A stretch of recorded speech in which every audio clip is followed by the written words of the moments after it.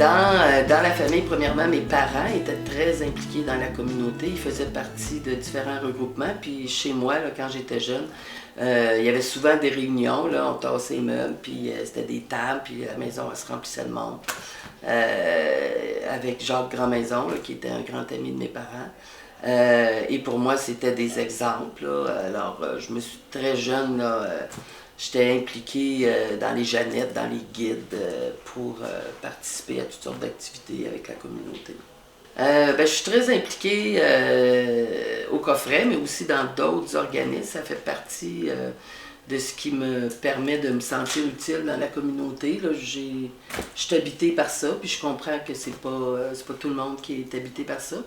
Quand j'étais jeune, même, j'aurais aimé être une religieuse pour vraiment donner ma vie à ce qui me passionnait. Mais adolescente, toutes les religieuses que je connaissais, ils sortaient de chez eux. Tu sais, ils sortaient puis ils se mariaient. Fait que j'ai pas été à contre-courant, fait que je me suis mariée. Mes loisirs personnels sont souvent liés à mes engagements. Entre autres, dans le parc, au bout de la 8e avenue, on a fait des jardins collectifs, puis des sentiers dans la forêt. Alors, c'est quelque chose qui m'intéresse beaucoup d'aller m'impliquer dans le parc et dans les jardins. Voyager aussi, il y a eu une période où j'ai voyagé énormément. J'étais allée étudier même à Strasbourg avec l'ONU sur le droit des réfugiés. J'ai fait un stage à Rome aussi avec la communauté Sant'Egidio, juste avant d'arriver ici dans l'église Saint-Marcel.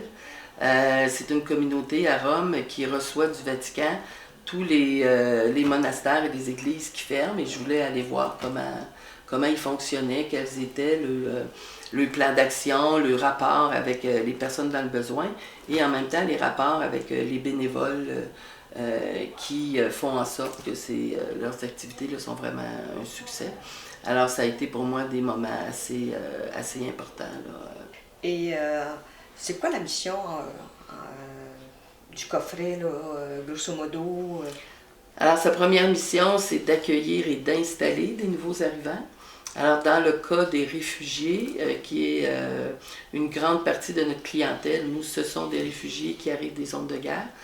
Certains étaient dans des camps de réfugiés, d'autres étaient un peu itinérants en attendant d'être réinstallés. Alors, notre rôle, c'est de les accueillir quand ils arrivent. Alors, c'est le ministère de l'Immigration du Québec qui nous informe, il arrive par le fax. T'sais. On reçoit un petit papier qui sort du fax et qui dit « Ah, telle date, une famille, tant d'enfants qui vont arriver. » Alors, on se prépare à les accueillir. Alors, on trouve un appartement. Il y a un programme qui les soutient pour les installer. Et après ça, avec nos membres et nos partenaires, on réussit à trouver les meubles qu'ils ont besoin là, pour finaliser leur installation.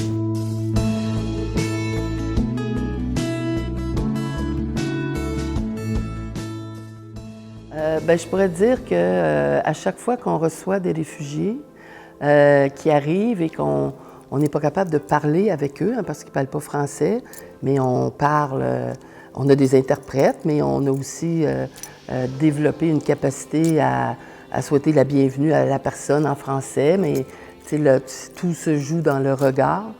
Et avec le temps, la personne apprend à parler français. Et il arrive toujours un moment où là, elle parle français, puis elle vient nous voir pour nous remercier. Et là, c'est toujours très émouvant.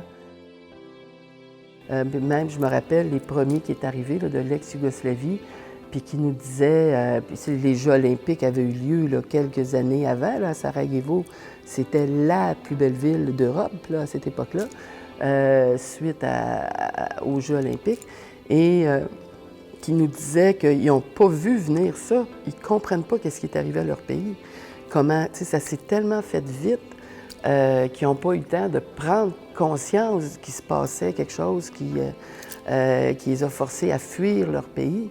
Et la majorité des réfugiés, eux, ils n'auraient jamais voulu quitter leur pays. C'est pas des aventuriers qui partaient vers l'Amérique, là. Ce sont des gens qui, à cause de la guerre, ont été obligés de quitter.